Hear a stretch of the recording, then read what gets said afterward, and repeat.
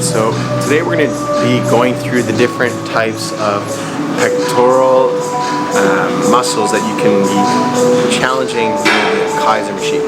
So we have first a little bit of anatomy. We have our top part of the pecs, or in this case your clavicular pectoral lines, and then you have your more sternal pectoral lines, which are in the middle, and of course we have the bottom here, which is what we call the costal pectoral lines.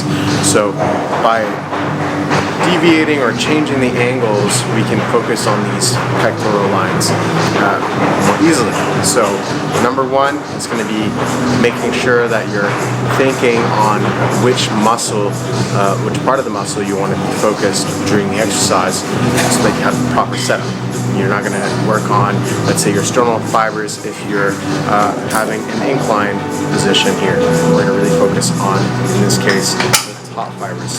Bringing the biggest stretch here at the top, and we're bringing them together. So you're trying to bring that arm as close as possible to the clavicle.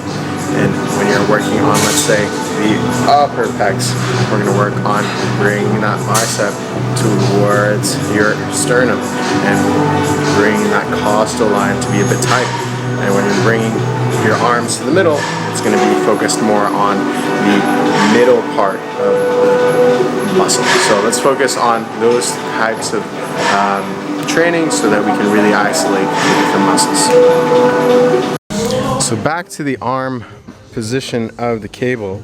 If you get your arm a little bit higher, let's say to number 7 or 6, you're going to be working on the muscles that are really focused on the chest or shoulder blade, and really getting that line of movement to come from the middle of your chest. So by basically working the handle here or getting yourself to pulling motions will be more accessible, but also more, let's say, cognitive or easier to activate because the setup is appropriate. Now, basically, if we set yourself to the wrong position and you're trying to activate a specific muscle, that can cause basically some neurological or some nervous troubleshooting, because your nerves are not going to know what's supposed to be on as you're fighting against the specific setup. So again, make sure that you're getting yourself to a right angle before you start the movements.